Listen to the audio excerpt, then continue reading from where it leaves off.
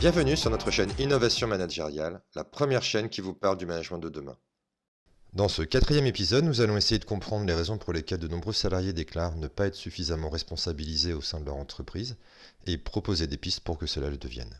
Bonjour Francis. Bonjour Michel. C'est notre premier des 10 principes, des 10 messages que tu as définis dans le cadre de la démarche que tu portes concernant la culture de la co-responsabilité que tu préconises auprès des entreprises. Et tu démarres en fait avec des éléments qui nous amènent à la réflexion, puisqu'il y a cette phrase « Je ne suis ni ton père ni ta mère et tu n'es pas mon enfant. Nous sommes des adultes responsables qui faisons des choix, prenons des décisions et les assumons. » Un véritable programme sur lequel on va revenir. Mais ces phrases-là sont fortes, dès le départ. Elles sont très très fortes, elles sont plus ou moins bien acceptées par les personnes pour lesquelles je les présente. Il y en a qui trouvent que c'est une évidence et d'autres qui trouvent que c'est extrêmement dur et violent. Et l'idée, c'est vraiment de commencer par affirmer cette position, cette nécessité d'être dans la responsabilité, surtout de mettre en évidence que ce n'est pas aussi simple que ça, d'être responsable, parce que tout notre système, comme je l'avais évoqué dans les précédents podcasts, est fait d'une certaine manière pour déresponsabiliser. Donc, ce qui m'a interrogé sur c'est quoi la responsabilité, qu'est-ce qui fait qu'on a du mal à responsabiliser les gens, et qu'est-ce qu'on pourrait faire pour que finalement chacun se comporte de manière adulte et responsable dans l'entreprise. Alors justement, on va plus loin. Pourquoi on a du mal à être responsabilisé ? Je m'appuie sur les travaux de Kissler, qui dit que c'est la théorie de l'engagement, qui dit que finalement la responsabilité est sous-tendue par deux critères majeurs. Le premier critère, c'est le libre arbitre. Je me sens responsable si j'ai choisi. Qui interroge parce qu'on peut partir du principe que tout le monde a choisi de rentrer dans l'entreprise, et on le verra aussi choisi d'y rester. Mais quand je pose cette question au manager, par exemple, est-ce que vous pensez que tous vos collaborateurs ont choisi de vous rejoindre ? Je n'ai pas forcément une réponse positive. Il y a deux types de choix. Il y a le choix par envie, donc je veux rejoindre cette entreprise, je veux occuper cette fonction. Et puis il y a le choix par dépit. Et le choix par dépit, ça se traduit souvent par de toute façon, il faut bien que je mange, donc je choisis ce métier. Alors, bien évidemment, si j'entre dans une entreprise avec un choix par dépit, selon Kissler, je n'aurais pas eu le sentiment vraiment d'avoir choisi. Et le deuxième critère qui me semble important, c'est justement l'importance de mes actes et de mes décisions. Si ce n'est pas important pour moi, je ne me sentirai ni engagé ni responsable, parce qu'il faut que je le fasse, mais ça ne représente pas grand-chose pour moi. Donc je ne me sentirai pas responsable, et c'est pour ça que souvent on entend des personnes dire c'est pas à moi de le faire, je ne suis pas payé pour ça, c'est pas dans ma description de poste, etc. Parce que ces deux critères-là ne sont pas satisfaits. Alors si on parle de choix, quand tu as exposé lors du précédent podcast les 10 principes, les 10 messages forts, comment on peut savoir que ces personnes ont fait ou vont faire le choix ont fait le choix de se les approprier? Alors ça, c'est souvent ce que je suggère, que ce soit au niveau des valeurs, des principes, etc., c'est ne jamais partir du présupposé que parce que vous avez édicté des principes, tout le monde va y adhérer sans réserve. Donc ce que j'ai l'habitude de faire en entreprise, c'est de demander aux salariés, à tous les niveaux, si vous y adhérez. Ça me permet de vérifier qu'il y a bien un niveau d'adhésion. J'ai jamais une adhésion à 5 sur 5, jamais.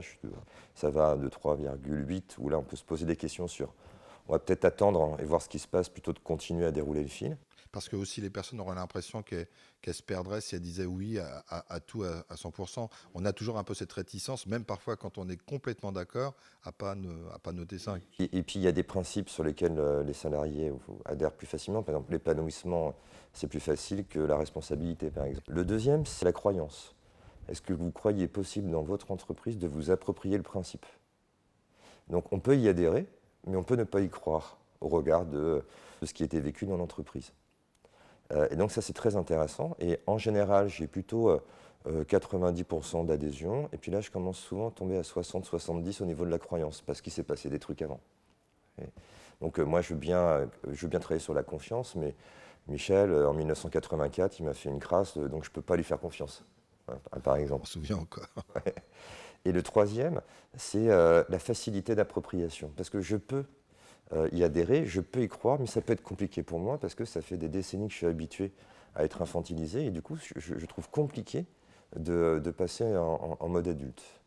L'exemple que je donne souvent, c'est la fidélité dans le couple. J'y adhère, forcément. J'y crois, ça va dépendre de ce que j'ai vécu, sur des blessures. Et c'est facile peut-être au début, et peut-être après, ça devient un peu plus compliqué. Donc voilà, et c'est très très intéressant de faire déclarer ça. Et la culture de la co-responsabilité, elle se différencie des autres cultures managériales dans le sens où on ne demande plus à l'autorité de persuader, on demande aux salariés de déclarer. Comme ça me permet de voir quel est vraiment le niveau d'appropriation. Suite à ce que tu viens de dire, ça me fait penser, mais je dis peut-être des bêtises, à une vidéo que tu avais réalisée. Oui, parce que j'ai découvert il n'y a pas longtemps une théorie qui s'appelle la TOB. Alors c'est la théorie, la TOB, théorie organisationnelle de Berne. Je viens de préciser. Eric Berne est le fondateur de l'analyse transactionnelle, donc a fait beaucoup de travaux sur les relations interpersonnelles. Il a mené aussi des travaux qui sont un peu moins connus sur le groupe. Et en fait, il s'est rendu compte qu'en entreprise, il y avait 2 types de structures, les structures visibles et invisibles. J'ai schématisé ce modèle. Il y a 2 axes. Un axe qui est centré sur tout ce qui est officiel, c'est-à-dire que je m'autorise à exprimer, et un axe qui est officieux, que je ne m'autorise pas à exprimer parce que ce n'est pas corporate. Et puis un axe public et un axe privé. L'axe public, c'est ce qui concerne l'entreprise, nos modes de travail, ça. Et l'axe privé, c'est ce qui concerne les individus, leurs ressentis, etc. Et quand on regarde tous les modèles d'organisation qui sont proposés, ils sont souvent dans ce qu'on appelle la structure visible. Donc c'est tout ce qui concerne l'entreprise et qu'on s'autorise à exprimer. Et toutes les difficultés que l'on rencontre sont souvent dans l'invisible. Donc c'est tout ce qui est officieux qu'on ne s'autorise pas à exprimer, ou à la machine à café ou dans les couloirs, et tout ce qui concerne les individus. Et l'idée, dans la co-responsabilité, c'est vraiment de dire on va mettre de côté tout ce qui est dans le public, dans le visible, et on va essayer justement de traiter tout ce qui est dans l'invisible. Et moi, ça m'intéresse plus de savoir ce qui est dit autour de la machine à café que lors des réunions officielles où on sait très bien que pour des X raisons, et ça c'est le conformisme social, on ne s'autorisera pas à dire des choses qui sont hyper importantes. Alors justement, quand tu parles d'adhésion, est-ce que les salariés, ils adhèrent véritablement aux règles de l'entreprise ?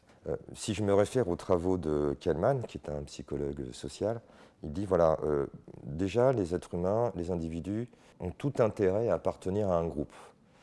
Et pour qu'un groupe fonctionne, on le verra sur le podcast de l'esprit d'équipe, il faut qu'il y ait des normes.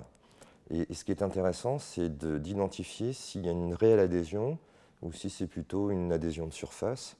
Et Kahneman nous dit qu'il y a 3 principales raisons pour lesquelles un individu adhère à des normes fixées par le groupe. Le premier, c'est la complaisance. Et le premier niveau, qui est la complaisance, c'est j'accepte publiquement de te dire que j'y adhère parce que j'ai pas envie d'avoir de problème. Oui. Mais en même temps, j'y crois pas, je m'en fous. Donc, c'est pas ce qu'on recherche. Il y a un deuxième niveau qu'il appelle l'identification, où j'adhère aux normes du groupe tant que j'y trouve un intérêt personnel. Si je ne trouve pas d'intérêt personnel, eh bien, je vais ne plus y adhérer, me démettre ou transgresser, etc. Et ça, ce n'est pas vraiment ce qu'on recherche non plus. Et donc, on va plutôt aller du côté du 3e niveau, qui est l'intériorisation, c'est-à-dire que je fais les normes du groupe miennes. J'y adhère totalement. Et à tel point que du coup, c'est beaucoup plus facile pour moi de les incarner parce que ça fait partie de moi, ça fait partie de mes valeurs, ça fait partie de ce que je recherche. Et c'est ça qu'on recherche à identifier quand on a des collaborateurs, d'où la notion de choix qui est primordiale. On peut tout à fait comprendre que travailler avec un collaborateur qui a fait un choix par dépit sera plus compliqué que travailler avec un collaborateur qui a fait un choix par envie. Et dans ce que je propose, c'est vraiment aller révéler et ne pas hésiter à en discuter, parce qu'après tout est entendable. Hein. Il y a des salariés qui font des choix par dépit, qui font du bon travail, au même niveau que ceux qui font un choix par envie.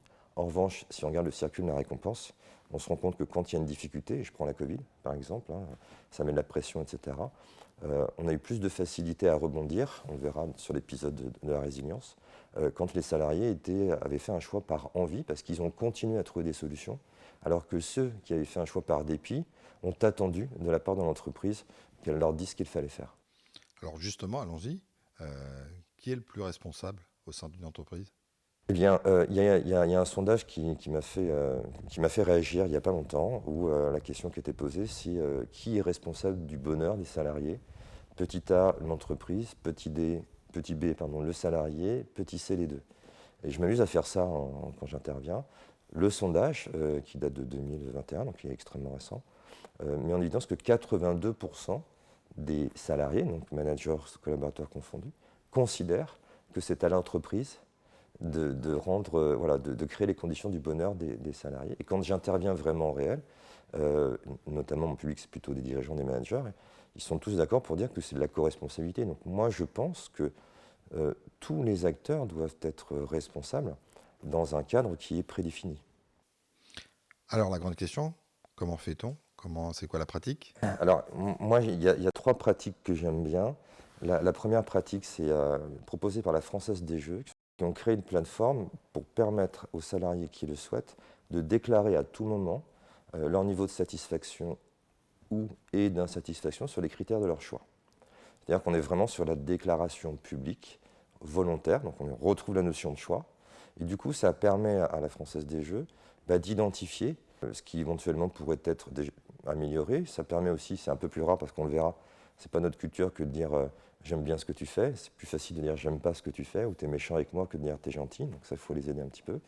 Et donc ça leur permet de traiter au bon moment, ce qui est un peu différent des enquêtes de climat social ou de QVT qui sont réalisées une fois par an.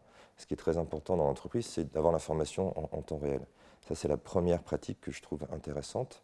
Il y a une deuxième pratique aussi que j'ai trouvée intéressante, justement sur la notion de structure visible, c'est faire une évaluation en fin de réunion du niveau de satisfaction de la réunion sur la base de critères prédéfinis. Est-ce que le résultat a été atteint? On peut faire une météo, on peut faire une notation. Est-ce que les échanges ont été constructifs?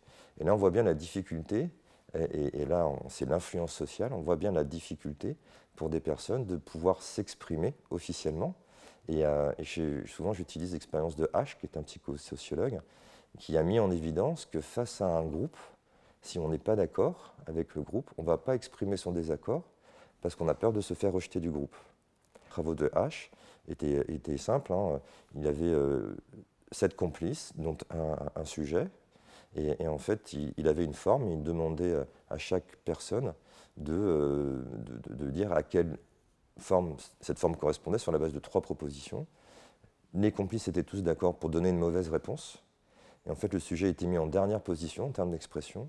Et très très souvent, on s'est aperçu que la personne avait la bonne réponse, mais n'osait pas l'exprimer parce que ce n'était pas la bonne réponse qui était formulée par les autres. Et en entreprise, c'est très important de pouvoir autoriser les personnes à s'exprimer véritablement. La troisième, c'est ce qu'on fait, qui devrait, à mon avis, être beaucoup plus fréquent, ce sont les retours d'expérience. C'est-à-dire, je me suis engagé à faire ça, et voyons voir ce qui a été, si c'est atteint ou pas. Et d'ailleurs, Kissler donne un 3e critère qui je trouve assez important sur la responsabilisation, c'est que je me sens d'autant plus responsable que je le déclarais publiquement au plus grand nombre. Quand par exemple on fixe un objectif à un salarié, on est dans un bureau, on n'est que 2. Par contre, si je déclare mon engagement, mon objectif auprès de 20 collègues, 20 personnes, eh bien, si je n'atteins pas cet objectif ou je pense que je ne vais pas l'atteindre, je me sentirai d'autant plus responsable si je l'ai déclaré publiquement au plus grand nombre. Ce qui nous amène à faire par exemple des retours d'expérience en collectif, ce qui nous amène à faire des évaluations de satisfaction des réunions en collectif, parce que du coup ça va renforcer le sens des responsabilités. Très bien. C'était le premier des 10 principes qu'on va balayer au fur et à mesure de tous ces podcasts. La responsabilité. Tu te rappelles le prochain? L'autonomie. Bingo, c'est exactement ça. Et n'hésitez pas à partager ces podcasts, ou du moins cette envie et ce que ça peut apporter à tous ceux qui sont dans votre entourage, de façon à ce que les 10 principes soient le plus vus, compris et partagés. Et on verra qu'effectivement, là, on travaillera beaucoup sur cette culture de l'éco-responsabilité. Merci Francis. Merci Michel. Très bien. À bientôt.